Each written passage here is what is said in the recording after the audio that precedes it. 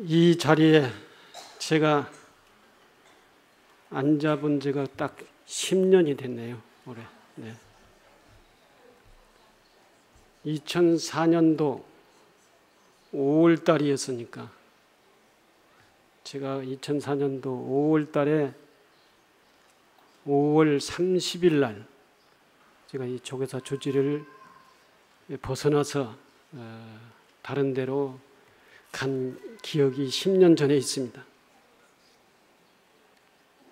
늘 조계사를 왔다 갔다 하면서도 여러분들 얼굴 뵙고 또 아는 사람들이 아는 체 하고 조계사가 변해가는 모습을 보고 기쁘고 반갑고 그리고 아주 보람된 그러한 한 10년의 세월을 밖에서 이렇게 바라봤습니다. 오늘 이 자리에 10년 만에 앉다 보니까 제 자신도 감회가 새롭고 그리고 변화된 조계사 또는 여러 아는 얼굴 또 모르는 얼굴 이렇게 뵈니까 반갑습니다. 어쨌든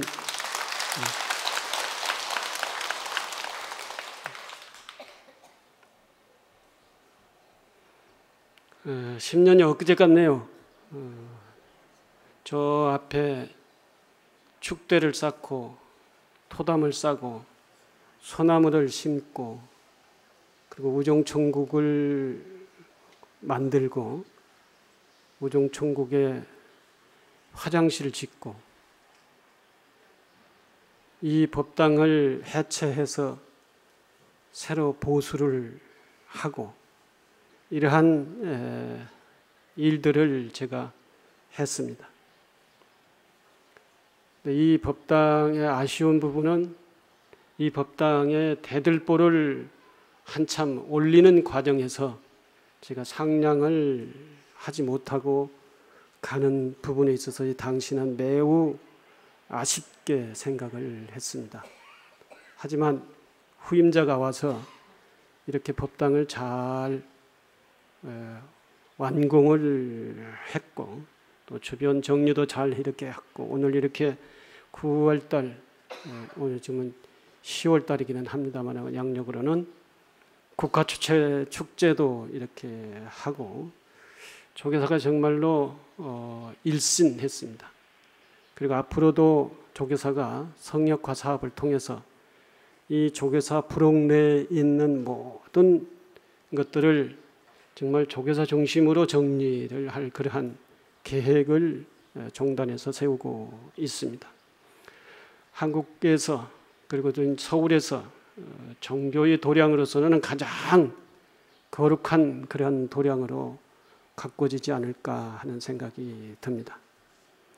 이런 과정 속에서 여러분들이 아마 마음으로 또는 물심양면으로 이 조계사가 변화해 나가는 과정 속에서 열심히 동참하고 마음을 모으고 그리고 협조하고 또 봉사하고 이런 일들이 분명히 필요할 겁니다. 많은 여러분들의 역할이 있기를 바랍니다. 오늘이 지장제일이죠.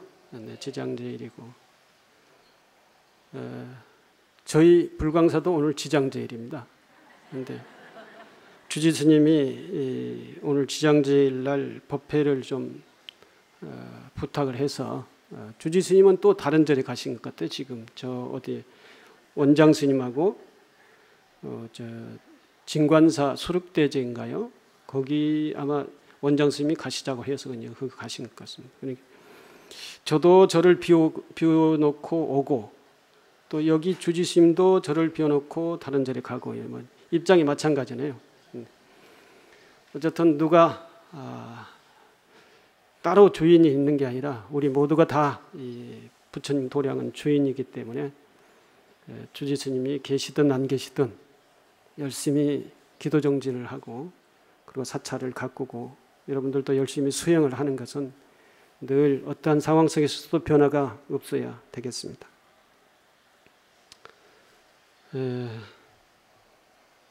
시간은 저에게 40분 얘기하라고 그렇게 얘기를 하더라고요. 될 수 있으면 40분 만에 끝낼까 합니다. 우리나라의 불교의 전통적인 불보살님의 신앙은 부처님 신앙, 보살 신앙이라고 하는 것이 있는데, 주로 부처님 신앙은 석가모니 부처님에 대한 신앙, 그리고 아미타불에 대한 신앙, 미륵불에 대한 신앙, 약사열애불, 비로자나불, 이게 이제 주 중심적으로 부처님에 대한 신앙이 이루어지고 있습니다. 석가모니 부처님은 모든 그 원들을 다 이렇게 들어주는 그러한 부처님으로 우리에게는 다 인식이 되어 있고, 아미타불은 우리가 이제 내생에 저 극락세계로 갈 수 있도록 영접해 주시고 지도해 주시고 보살펴 주시는 그러한 그 부처님으로서 우리에게 신앙되고 있고, 미륵불은 우리가 내세든 앞으로 먼 미래든 미래에 우리가 좀 잘 살고 평화스럽게 살고 정말 화합하고 사는 그러한 미래의 삶에 대한 하나의 그 신앙으로서의 미륵불을 신앙을 하고 있죠. 그리고 약사열애불은 우리가 몸이 아플 때 몸을 낫게 해주십사 하고 이렇게 기원을 드리고 축원 드리는 그러한 신앙의 대상 부처님으로 하고 있고요. 비로자나불은 법신불입니다. 모든 부처님의 근본이죠. 그래서 법을 깨닫고 법을 생각을 하고 법을 중심으로 이렇게 우리가 살아나가는 그러한 하나의 신행생활 속에서는 비로자나불을 우리가 마음속으로 모시는 것이죠. 하지만 이 모든 부처님이 따로따로 이렇게 역할이 따로따로 분류되어 있는 게 아니라 모든 부처님은 일불입니다. 하나의 부처님에서 우리의 요구하는 신앙에 좀 다르게 이렇게 우리가 요구를 해서 그렇지, 부처님이 그렇게 나는 이런 아픈 사람 역할이고 나는 돌아가신 분들에게 그 극락세계에 가게 하는 역할이고 이렇게 부처님들이 하는 게 아니라 우리가 아미타불에게 이제 내생에 잘 부탁합니다 하고 기도하는 거고, 아플 때는 아픈 사람, 그러니까 환자는 약사열애불에게 이렇게 기도를 하고 그렇게 하고 있는 것이죠. 이게 이제 우리 한국의 전통적인 부처님 신앙이라고 하는 것입니다. 부처님 신앙이 이렇게 있는가 하면은 보살님 신앙도 이와 같은 형식으로 구분되어 있습니다. 그래서 보살 신앙은 4대 보살이라 해가지고 관음, 지장, 문수, 보현 이렇게 네 보살이 이제 대표적인 보살이죠. 그래서 관세음보살은 자비의 상징으로서 이 살아있는 사람들이 이 현실적 삶의 원들을 이렇게 보살펴 주시고 자비를 베풀어 주시고 그리고 그 원을 거두어 주시고 이렇게 하는 보살로서의 관세음보살을 우리가 모십니다. 그래서 사업성취 기도를 할 때는 관세음보살, 또 학업성취 기도를 할 때도 관세음보살 기도를 많이 이렇게 하죠. 사찰마다 조금 다르기는 다릅니다만은. 그리고 지장보살은 이제 영가를 위한, 천도를 위한 그러한 그 기도로나 발언 또는 천도 제사를 지낼 때 이제 아미타불이나 지장보살을 이렇게 신앙을 하고 염송을 하죠. 그리고 문수보살은 지혜를 상징합니다. 지장보살은 대원력을 상징하는 거고요. 문수보살은 지혜를 상징하고 보현보살은 행원을 상징하는 원을.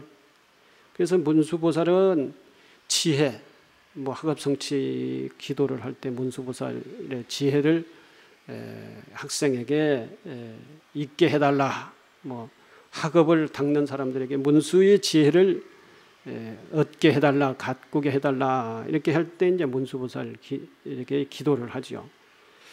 문수보살이 제일 유명한 곳이 여러분들 어디인지 알고 있죠? 오대산, 상원사, 문수도량 이렇게 해서 알고 있습니다.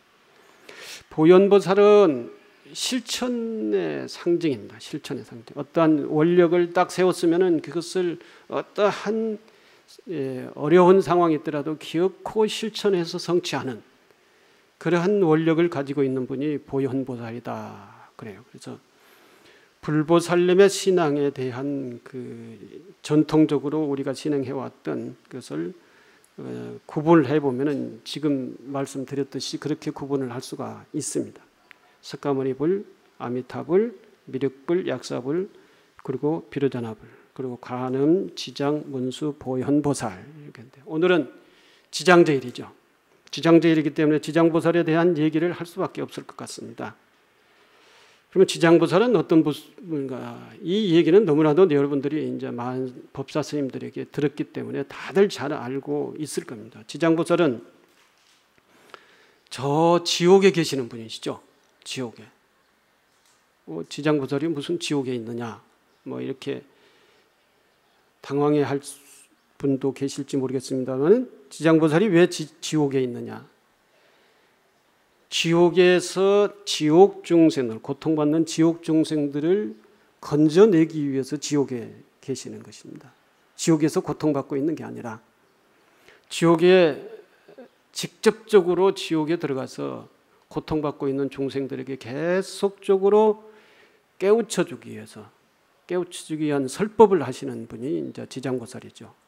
그래서 지장보살은 지옥 중생들을 다 구제하신 천도하고 구제하는 그 큰 원력을 가지고 있다.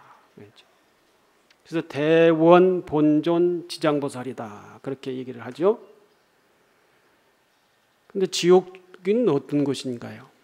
지옥은 고통을 받는 것입니다. 지옥에는 지옥, 그러니까 악의지옥, 또 뭐 도산지옥, 무간지옥, 뭐 이런 뭐 여러 가지 지옥이 있죠. 무간지옥이라고 하는 것이 뭐냐? 사이간자, 그러니까 없을 무자 사이간자 해서 이 사이가 없다 이거죠. 사이. 그 사이가 없다라는 뜻은 조금도 이 고통이 없을 사이도 없이 고통이 계속 지속되는 거. 이걸 이제 무간이라고 그래요. 무간. 고통이 계속적으로 조금도 쉴 틈이 없이 고통이 계속 지속되는 지옥을 무간지옥이다. 무간지옥에 가는 사람들이 어떤 사람들이냐? 뭐 여기서는 이제 무간지옥에 갈 사람이 있을지도 모르니까 그 얘기는 안 하겠습니다. 겁날까 봐. 근데 죄를 지으면 무간지옥에 가게 되는 것이다. 특히 어떤 죄를 지었느냐 하면은 서로가 화합을 하지 못하고 화합을 하니까 시기 질투하고 상대방을 이간질시키고 그러면서 상대방의 가슴에 못을 받고 아프게 하고 쓰리게 하는 이러한 역할을 이러한 일을 하는 사람들이 이러한 죄를 짓는 사람들이 무간지옥에 가게 돼 있다라고 하는 것입니다. 그래서 절대 고부간에 싸움하지 마세요. 그렇게 되면은 그 결과가 어떻게 된다라고 하는 것은 여러분들이 짐작하시겠죠? 그리고 이렇게 누구하고 시기 질투를 해서 그 사람한테 결코 그 사람을 제압을 하고 거꾸로 때리고 이겨야 되겠다 이러한 해서 자꾸 사람들과 서로 다투지 말라 이러는 것입니다. 여기 보면 그 전에 제가 보니까 요즘은 그런 일이 없나요? 자리 다툼을 많이 하더라고요. 이 자리는 내 자리. 앉지 마. 그래서 딱 인정해놓고 누구도 와도 이 자리는 어느 보살 자리야. 앉으면 혼난다. 큰일 나. 이렇게 했는데 지금은 없는 것 같아. 보니까. 지금도 그래요? 지금도 그러면은 안 되지요? 그러면 안 되지요. 온 사람 순서대로 자리가 딱 부처님 앞에서 이렇게 앉아야지. 이건 내 자리니까 누구도 손대지 마 하고 딱 찜해놓고 그 사람들이 또 다른 사람들 주변에 있는 사람들이 지켜주고 이래 가지고는 뒤에 늦게 와가지고는 삐짓고 들어오고 법회 분위기를 완전히 그냥 소란스럽게 만들고 이렇게 하면 안 된다. 대부분 그 보살님들이 노보살님들일 거예요. 아마 오래 다니는 노보살님들일 거예요. 나는 오늘 여기서 법회 한 번 하고 가버리면 끝나니까 욕하는 욕 들어먹을 얘기를 좀 해도 자유스러워요. 이제 그렇게 하면은, 그렇게 해서 서로 다투면은 안 된다는 것입니다. 양보해야지. 양보해줘야 되죠. 양보.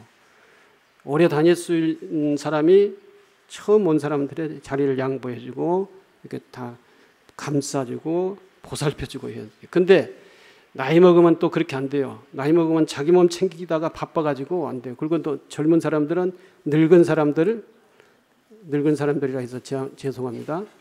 연세 많으신 분들의 그 심리를 이해를 못해. 이렇게 하면 될 건데 왜 저렇게 하나? 그렇지가 않아요. 연세 많으시면 판단력이 보이는 게 별로 이제 좁아지니까 판단력이 잘 없어져요. 그리고 자기가 불편하니까 당신의 불편함을 해소하기 위해서 이렇게 자꾸 자기중심적으로 그 판단하고 행동을 한단 말이죠. 이것을 이해해주고 그것을 알아주고 그것을 이렇게 모셔줘야 되는데, 저 보살은 오래 다녀가지고 왜 이렇게 저렇게 하느냐, 이렇게 해버리면 또 안 되는 거야. 그러니까 서로가 이해를 해주고 서로가 양보를 해줘야 되는 거예요. 어쨌든 지장보살은 저 지옥에 가가지고 중생들이 고통받는 모습을 보면서 매일 우신다고 그래요. 매일 눈물을 흘리신다고 그래요. 왜 그럴까요? 중생들이 너무나도 어리석어 가지고 마음 하나 바꾸면은 이게 그 고통에서 벗어날 수가 있는데, 그 어리석어서 마음 하나 바꾸지 못해요. 집착이 있어가지고 마음 하나 바꾸지 못해요. 마음 하나 바꾸면은 자리도 양보할 수도 있고 사람들을 정말로 대보살이다, 훌륭한 보살이다 이렇게 존중받을 수도 있는데, 그 마음 하나 바꾸지 못해가지고 저 보살, 피해야 될 보살 뭐 이렇게 생각하면 안 된다는 것입니다. 마음 하나 바꾸면 세상이 편안해지고 마음 하나 바꾸면 자기가 편안해지는데, 이게 어리석어가지고 그거 안 돼. 그 어리석은 그 생각이 너무나도 답답해가지고 계속적으로 매일매일 고통이 끊일 날이 없이 계속 고통받으니까 그것이 안타까워서, 너무 안타깝고 슬프니까 지장보살은 그러한 지옥 중생들의 모습을 보고, 지옥 중생들이 고통의 신음소리가 한 번 날 때마다 눈물바구니를 한 번씩 흐르는 보살이 지장보살이다는 거죠. 지장보살. 그리고 아미타불은 저 극락세계에 계셔서 극락세계의 중생들을 이렇게 거느리고 또는 이렇게 잘 이렇게 다스리고 또 이끌고 깨우치게 하고 이렇게 있는데, 지장보살은 지옥에 있다네. 지옥에 있으면서 지옥 중생들을 계속 법문을 해서 깨우친다는 얘기예요. 깨우쳐.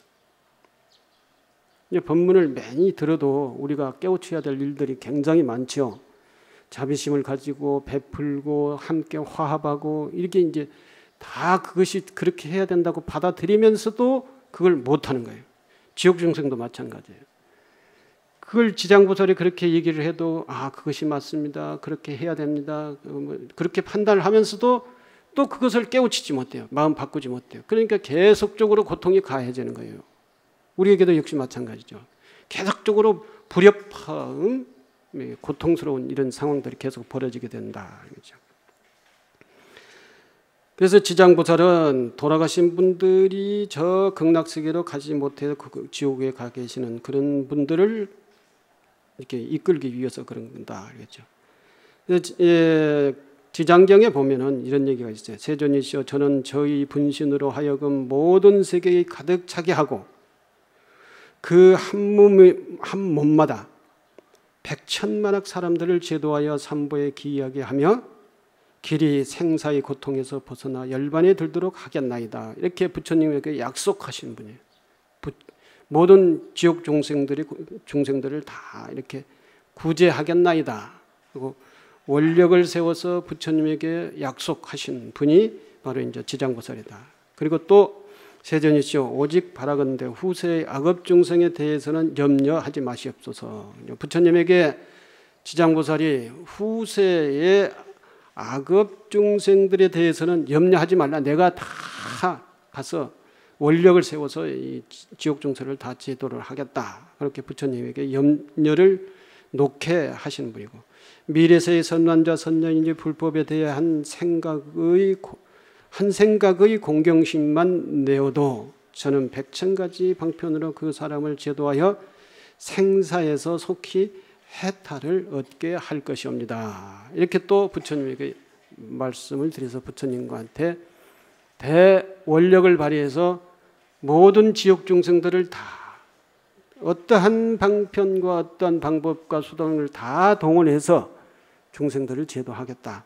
염려하지 마십시오. 이렇게 하신 분이고, 또 보면은 그렇게 하니까 세존께서, 즉 부처님께서 지장보살에게 뭐라고 했었느냐 하면 지장보살을 찬탄합니다.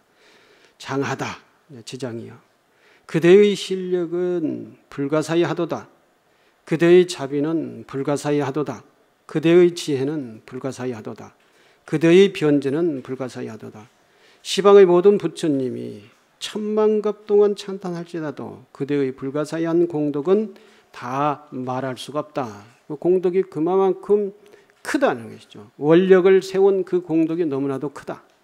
그것을 모든 부처님이 무량한 세월을 다 얘기해도 그 공덕을 다 얘기할 수가 없을 만큼 큰 공덕을 너는 가지고 있다 그랬어요. 우리가 뭐 물질적인 가치를 갖다가 이렇게 많이 쌓는 것도, 그것도 이제 물질가치 공덕이죠. 그렇지만 제일 큰 가치와 공덕은 뭐냐 하면은 원력의 가치다. 원력.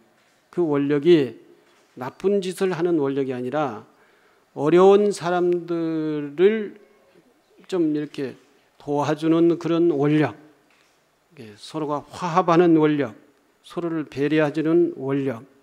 뭐 할아버지 할머니가 손자를 이렇게 자비스럽게 이렇게 배려해주고 다 쓰다듬어주고 이렇게 보살펴주고 하는, 그것도 원력이죠. 그것도. 그런데 손자에게만 그러는 게 아니라 모든 사람들에게 그렇게 그런 마음을 갖게 되면은 그 공덕이 부처님께서 다 찬탄할 수 없을 만큼의 큰 공덕을 쌓게 된다. 이 공덕의 가치로 그 다음에 열반을 한 이후의 그 내세에는 지옥에 가지 않는다. 지옥을 안 간다.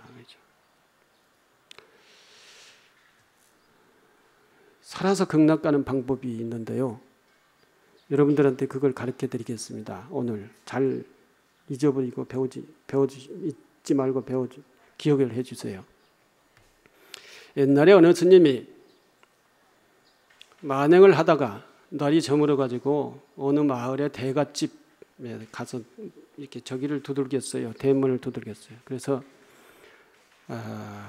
거기에 머슴이 나와 가지고 무슨 일입니까 하고 물으니까, 그래 내가 만행을 하다가 이게 날이 저물어서 이 집에서는 하룻밤 묵고 갈 수 있을 것 같아서 여기 대문을 두들겼다. 주인자한테 가가지고 그렇게 얘기를 해달라 그랬어요. 그러니까 머슴이 주인장한테 가가지고 어느 스님이 이렇게 만행을 하다가 저물어서 오늘 하루만 재워달라고 합니다.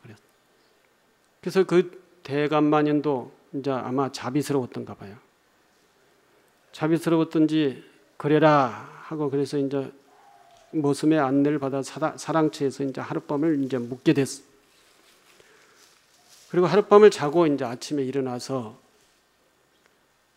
짐을 싸고 가려고 마루에 나와서 신발을 신으려고 하는데, 아니 대감마님이 저 안채에서 그 마루에 이렇게 서가지고 이 저기를 부르는 거예요. 그 머슴을 부르는 거예요. 아무개야 하니까는 그 머슴이 네 하고 와서 대답을 했어요. 대답하니까 이 뒷마을에 가면은 사람이 한 사람이 죽었을 것이다. 그러니 거기 가서 그 사람이 지옥에 갔는지 극락에 갔는지 알아보고 오라 그랬어요. 이 얘기 들었습니까? 안 들었어요? 그랬더니 그 얘기를 듣고 그 스님이 깜짝 놀랐어요. 자기도 나름대로의 천도제를 지내고 이렇게 시달림도 해보고 사람 죽는 것에 관여를 많이 해보고 그랬는데, 아니 죽은 이후에 지옥 갔는지 극락 갔는지를 자기도 모르는데 어떻게 저 모습이라고 하는 사람이 가서 지옥 갔는지 극락 세계를 갔는지를 알아볼 수가 있을까? 무슨 방법이 있을까? 하고 너무나도 깜짝 놀라가지고 신발을 신다 그냥 신발을 신는 것을 잊어버리고 그냥 어둑하니 앉아 있는 거예요. 그리 조금 있다가 머슴이 들어와가지고 이제 주인 마님을 부르니까 마님 하니까 이제 마님이 나왔어요. 대감 마님이죠. 마님은 안주인이고 대감 마님 하면 그 바깥 주인이 나오는 거죠. 대감 마님 하니까 대감 마님이 문 열고 나왔어요. 어떻더냐 하고 물으니까 그 사람이 지옥 같습니다 그러는 거예요. 지옥 같습니다. 그 얘기를 들으니까 더 이제 당황한 거예요. 황당한 거죠. 자기도 모르는데 자기는 그래도 사람이 죽고 사는 문제, 지옥의 문제에 대해, 극락의 문제에 대해서 많이 고민했던 사람이, 나도 모르는데 저 모습이 어떻게 또 알고 와서 이렇게 지옥 같다고 얘기를 하는가. 그래서 넋을 잃고 거기서 이제 계속 신발도 안 신고 앉아 있는 것이죠. 그래도 하루 종일 그렇게 도대체 어떻게 하나 하고 생각하다 하루에가 다 가버렸어요. 다 가버리고 석양에 이제 돼버렸단 말이죠. 그래서 이제 짐 싸고 가려고 신발을 신다가 그 일을 당해서 하루 종일 그것이 궁금해가지고 그 생각을 하다가 하루가 다 가버리고 이제 날이 저무니까 갈 수가 없지. 그래서 더 주인한테 얘기를 해서 하룻밤 더 먹고 가야 되겠다. 그래서 하룻밤 더 자는데 잠이 안 오는 거야. 도대체 어떻게 할 수 있느냐 이거야. 그렇게 자는 장 만동 하다가 이제 이렇게 일어나가지고 있는데, 아니 밖에서 또 이제 대감마님이 그 하인을 부르더니 뭐라고 하느냐면, 오늘은 저 아랫마을에 누가 죽었다고 그러는데 가서 알아보고 오너라. 지옥 갔는지 극락 갔는지 알아보라. 또 얘기해. 그래서 이제 더 이제는 궁금해가지고 마루에 나와가지고 마루를 걸터 앉아 있었어요. 그 모습이 올 때까지. 모습이 갔다가 오더니 대감마님한테 가서 얘기하는 거예요. 그 양반은 극락세계 갔습니다. 극락세계 갔답니다. 이것도 아니야. 그냥 극락세계 갔습니다예요. 자기가 다 이제 판단하고 온 거 아닙니까? 예. 너무나도 이제 도저히 궁금해서 참을 수가 없어요, 이 스님이. 그래서 조금 있으니까 주인장이 밥상을 차려가지고 사랑으로 왔어요. 그래서 주인한테 밥을 먹다가 물어봤어. 도대체 어제는 저 뒷마을에 누가 죽어가지고 그 사람은 지옥 갔다 그러고, 오늘은 앞마을에 누가 죽어가지고 그 사람은 극락 갔다고 하느니, 극락 가고 지옥 가는 것을 도대체 나도 모르는데 어떻게 저 모습이 아느냐. 주인한테 그렇게 물어보니까 주인이 대수롭지 않다는 듯이 그거 간단합니다. 그 우리 마을의 사람들은 다 압니다. 그런 거예요. 그러면서 하는 말이, 거기에 상갓집에 가보면 압니다. 그게 상갓집에 가서 우는 사람들이 뭐라고 우는가? 아이고 하면서 그렇게 살더니, 내 속을 그렇게 썩이더니 이렇게 하면서 울면은 이 사람은 틀림없이 지옥 간 거예요. 지옥. 아이고 그 집은 그 상갓집에 가가지고 이제 상갓집에 밥상 차려주고 술상 차려주고 이렇게 하잖아요. 근데 그 사람 참 속 많이 썩였지. 차라리 잘 갔어. 이렇게 하면은 보나마나 직행이야. 지옥의 극은. 지옥의 극은. 여러분들도 이렇게 지금 이렇게 살다가 그러니 차라리 빨리 가는 게 낫겠다. 이렇게 판단을 하고 평가를 받으면 내가 지옥 가는 거예요. 아이, 더 살아야죠. 뭐 다 인사로 그렇게 하지. 더 살아야죠. 빨리 가도 되는데. 그리고 또 거기 가서 아랫마을에 가가지고는 무슨 평가를 들었느냐면 그 마을 사람들이 그러는 거야. 아유, 저 사람 그렇게 고생을 하더니 법 없이도 살 사람이 이제 살만하니까 죽었다. 안타깝다. 이렇게 평가받으면 이 사람은 극락세계에 간 거예요.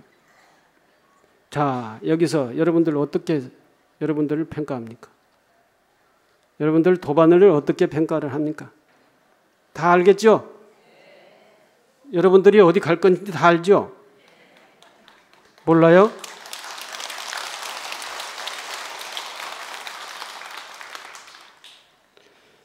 이래 해서 극락에 갈 사람 극락에 가고 지옥에 갈 사람 지옥에 간단 말이에요. 근데 이 지옥에 가는 사람들을 가만히 둬서 되겠느냐 이거지. 그게 안 되니까 부처님이 자비와 아미타불의 극락세계를 계시고 지장보살이 지옥에 가가지고 중생을 제도를 한단 말이죠. 이 지장보살의 마음은 어떤 마음이냐 하면은 어머님의 마음이다. 어머님이 자식 생각하는 그런 마음이다는 거예요.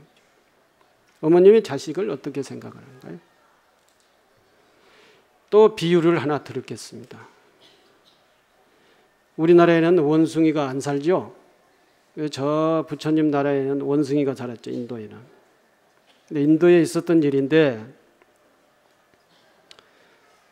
원숭이를 이제 잡으러 다니는 사람이 원숭이 사냥꾼이 있어요. 근데 원숭이가 이 바보가 이게 계속 반복하면서도 늘 걸려. 이게 이 원숭이를 잡으려면 어떻게 했냐면 원숭이가 좋아하는 밤이니 대추니 뭐 이런 견과류 있잖아요. 아몬드니 이런 거. 이런 것을 잔뜩 해서 나무에다 구멍을 파는 거야. 구멍을 파서 그 나무에다가 집어넣는 거예요. 집어넣어. 원숭이가 보고 있는데 그 견과류를 다 거기다 집어넣어. 근데 그 구멍을 팔 때 그 구멍 안은 깊게 해서 넓게 파고 구멍 요 입구는 겨우 원숭이 손이 들어가는 이렇게 해가지고 내밀 들어가면은 이제 원숭이가 들어가는 거예요. 근데 거기다 한 움큼 꽉 쥐고 이렇게 빼려면은 못 빼는 거예요. 그것이 원숭이 덫이라. 덫. 딱 그렇게 구멍을 파놓고 놔둬요. 놔두면은 여기저기 구멍을 파놓고 그렇게 놔두면은 원숭이는 그걸 보고 사람이 가는 뒤에 옳다됐다 하고는 가가지고는 손을 푹 집어넣어가지고 욕심대로 한 움큼 딱 잡는 거지. 잡아가지고는 딱 빼려고 하니까 안 받는 거예요, 이게. 그때 이제 사냥꾼이 가는 거야. 생포로 잡는 거지. 근데 사냥꾼이 오면은 빨리 이걸 놓고 이렇게 빼버리면 될 거 아니야. 이 멍청이 같은 원숭이가, 이 어리석은 원숭이가, 이 욕심 많은 원숭이가 이걸 자꾸 안 놓는 거야. 이걸만 빼려고 애를 쓰다 그러다가 잡히는 거 아니에요. 잡히는 거예요. 그런데 거기서 지혜가 있는 원숭이가 있어요. 아주 오래 살았던 나이도 있는 그런 암 원숭이, 어머니 원숭이가 있었는데 어머니 원숭이는 그걸 알아. 그래서 딱 그래서 많이도 꺼내지도 않아. 한 2개, 3개를 꺼내가지고 이렇게 싹. 그럼 언제든지 뽑을 수 있어 자기 손을. 그런데 새끼 원숭이는 그걸 몰라. 딱 잡아가지고 안 받는 거야. 사람은 오지. 빼기는 빼야겠지. 이게 안 받지. 그래서 발버둥 치다가 사람한테 잡혔어. 사냥꾼들한테 잡혀가지고 원숭이 새끼가 여러 마리가 잡히고 애미들은 안 잡힌 거지. 그래서 이제 강을 타고 거슬러 올라와서 원숭이 덫을 놓고 원숭이 새끼들을 잡아서 이제 그걸 다시 배를 타고 이제 강 밑으로 흘러 내려가는 거죠. 가는데 원숭이 새끼들이 잡혀가지고 막 깨객거리고 이제 이렇게 배에서 가는데 원숭이 애미들은 이제 그 안타까워지고 자기 새끼 구하려고 강가에서 계속 원숭이 그 싣고 가는 배가 가면은 뭐 애를 태우면서 가는 거예요. 어떨 때는 확 뛰어 올라가가지고 물이 있으니까 또 다시 나가서 또 뛰고, 그것이 그 길이 가시밭이든지 뭐든지 헤아리질 않아요. 그 강가에 여러 가지 풀이 있을 거 아니에요. 조그마한 냇가도 있으면 그걸 냇가를 뛰어넘기도 하고 뭐 빻기도 하고 가시나무에다가 슬키기도 하고 막 그랬겠네요. 그런 것들 이렇게 평상시에는 여기가 긁히면은 아파가지고 이렇게 피할 텐데 새끼 생각 때문에 피하지도 않고 계속 이게 몸이 뭐 여기도 찍히고 저기도 찍히고 귀도 날아가고 뭐 이런데도 아픈 생각을 느끼지 못해. 새끼 생각 때문에. 새끼가 죽을까 봐서. 죽는 소리를 하니까 새끼가. 그래가지고 저 밑에 강 하구에 가가지고 이제 배를 딱 대잖아요. 대면은 원숭이 애미들이 뭐 그때는 원숭이가 잡힌다 안 잡힌다 그런 생각도 없어. 대자마자 부둣가에서 원숭이들이 배로 뛰어 올라가는 거예요. 사람이 내리기도 전에 사람도 무서워하지도 않아요. 자기 새끼 죽었나 살았나 그걸 확인하려고 가가지고 자기 새끼를 딱 확인해. 여기서 끌어안아. 끌어안고 얼마 안 있다가 죽는 거예요. 죽어. 그래서 그 원숭이 사냥꾼들이 이게 왜 아까같이 사람을 그냥 막 공격하려고 하듯이 이렇게 뛰어 들어와 가지고 그 팔팔한 원숭이 애미가 새끼를 끌어안고 불과 얼마 시간이 흐르지도 않았는데 죽어버렸냐. 이게 의심스러워 가지고 그 원숭이를 병원에 가가지고 와서 배를 갈라봤어요. 해부를 해본 거죠. 해부를 해보니까 그 배에 원숭이 창자가 이렇게 뭐 위장이 있고 간이 있고 뭐 췌장이 있고 뭐 작은 창자 큰 창자가 이렇게 자기 위치에 있어야 될 거 아니에요? 근데 그게 없는 거예요. 완전히 다 이 믹사로 갈아놓은 것 같은 그러한 상황으로 다 이 창자가 갈기갈기 찍혀가지고 있는 거예요. 그 의사들이 이상하게 생각을 한 거예요. 왜? 배가 무슨 무엇으로 있을까? 두드려 맞았다든지 갈라졌다든지 그런 짓도 않는데 왜 창자가 이렇게 믹사로 갈아놓은 것처럼 생겼느냐? 그래서 근데 새끼가 울고 새끼가 죽을까 봐서 그 새끼를 구하기 위해서 계속 강줄기를 따라서 배를 따라서 이렇게 내려와 가지고 강하구에서 배가 이 부둣가에 닿으니까 그걸 뛰어 올라가 가지고 새끼가 살아 있다는 것을 확인한 순간 마음을 놓는 거죠. 마음을 놓으니까 이제 그 생리적인 현상이 이제 본래로 돌아왔어요. 지금까지는 새끼 생각 일념으로 뛰어왔어요. 창자가 다 갈기갈기 찍히는지도 모르고 일념으로 뛰어왔어요. 뛰어왔는데 딱 마음을 놓는 순간 이 생리적인 현상들이 이제 다 간도 없고 창자도 없고 뭐 이게 유장도 다 갈기갈기 찍혔으니까 그 현상에 의해서 죽는 거예요. 죽는 거예요. 이 원숭이 어미의 마음과 부모의 마음과 똑같은 것이죠. 원숭이 어미의 마음과 지장보살이 극락세계에 있는 지옥에서 고통받는 중생들을 보는 마음, 지장보살이 중생들을 생각하는 마음과 똑같은 거예요. 그래서 지장보살이 눈물을 흘리고 우는 거예요. 지장보살한테에게 기도를 하면은 지장보살이 우리에 대한 생각, 관세음보살도 우리에 대한 생각, 부처님도 우리에 대한 생각은 마찬가지. 그 원숭이 어미가 새끼 생각하듯이 지장보살이나 모든 불보살의 생각이 그 원숭이 어미의 그 생각과 똑같은 거다 이런 것입니다. 그보다 더 먼저 더 가까이 있는 부모의 생각이 그렇다는 것입니다. 그런데 부모를 어떻게 모셔야 되겠어요? 부모를 잘 못 모시는 사람은 극락갈 수가 없어요. 요즘 뭐 부모를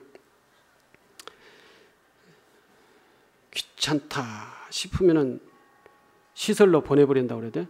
어떻게 해서든지 등급을 받아가지고 5등급 이상만 받으면 보낼 수 있으니까. 제가 요양원을 운영해 봐서 잘 알아요. 아주 유명한 사람인데도 불구하고 충분히 집에서 모시고 잘 식사를 잘 하게 하고 운동하게 하고 하면은 모시고 살 수 있는데 귀찮은 거예요. 그래서 어떻게든지 간에 등급 판정을 받아가지고는 저기다 입소시켜버려요. 그 다음에는 의무적으로 일주일에 한 번씩만 와보고 말아요. 그 부모님은 이제 쫓겨났다 이런 생각이 들어서 너무나도 가슴이 아픈 거예요. 밤잠을 못 자. 밤잠을 못 자니 더더욱 밥도 못 먹죠. 그래서 요양원에 오면은 3개월 정도 버티면 많이 버텨요. 그 아픈 마음에, 나를 배신했다는 그 마음에 3개월 버티면 많이 버텨요. 그 다음에는 누워서 3일만 걸음 안 걸으면은, 일주일만 걸음 안 걸으면은 저기가 다 녹아버려요. 근육이, 다리의 근육이 다 녹아요. 그 다음에 일어날 수 없어요. 못 일어나요. 못 일어나면 계속 침대에서 누워서 살아야 되는 거예요. 그럼 그 다음에는 전부 다 대소변을 받아내야 돼요. 여러분 그렇게 하려면은 108배를 열심히 하세요. 연세가 많으신 분이 108배를 안 되면 21배라도 해요. 매일 21배라도. 그래야 살 수 있어요. 안 그러면 다 저쪽으로 보내버려요. 근데 이런 원숭이 어미 같은 마음으로서 자식을 길러놓으니까 자식은 그렇지 않다는 것이죠. 자기 귀찮으면 보낸다는 것이죠. 그러니 자식이 그 원숭이 같은 어머니의 부모님에 대한 잘 효도를 안 하면 그 자식은 극락세계 못 간다. 가서 꼭 얘기해 주세요. 네, 얘기해 주세요. 네. 오늘